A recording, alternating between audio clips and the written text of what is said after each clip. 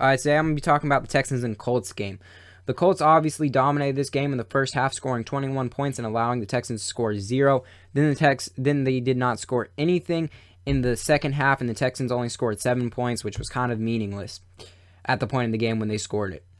So, the Colts came into this game with a very good game plan offensively and defensively. Offensively, they ran a bunch of pick routes to take advantage of the Texans' man coverage. The Texans ran way too much man coverage in the first half, which really hurt them because they allowed them to get up very quickly by running man coverage and not switching it to zone.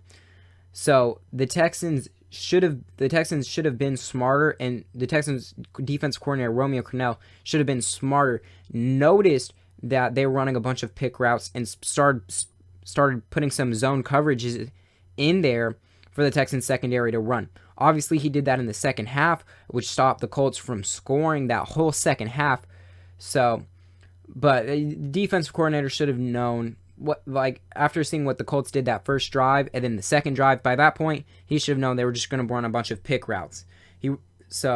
And great job by Frank Wright taking advantage of that for the Colts. So, and then defensively, the Colts had a really great game plan.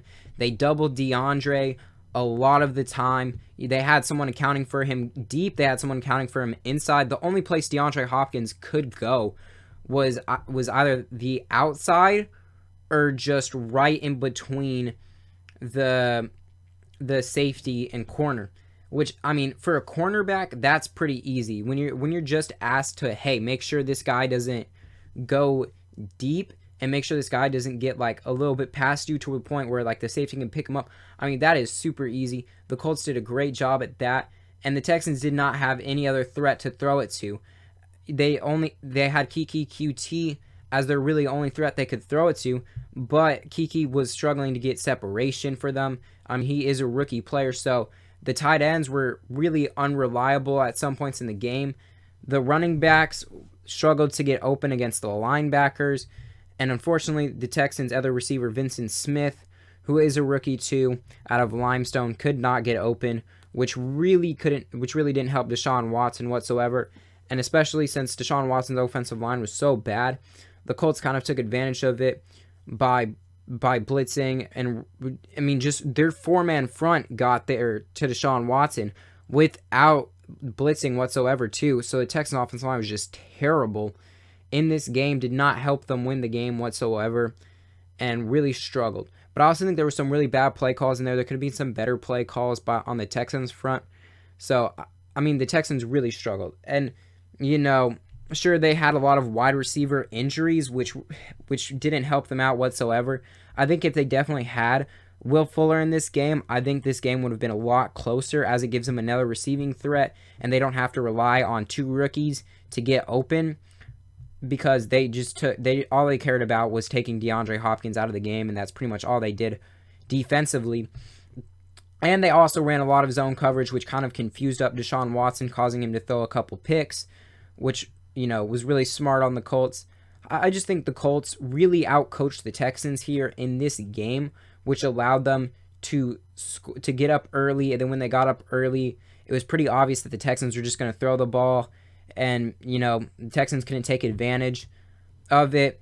So, I mean, there's a lot of things the Texans could have done better in this game to win this game.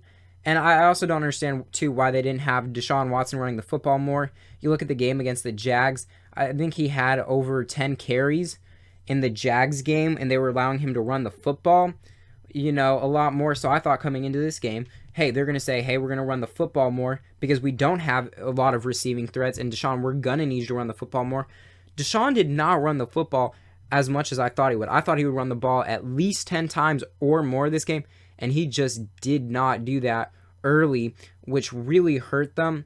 And, I mean, like I said, once again, I think the Texans just kind of shot themselves in the foot, and they lost this game to the Colts.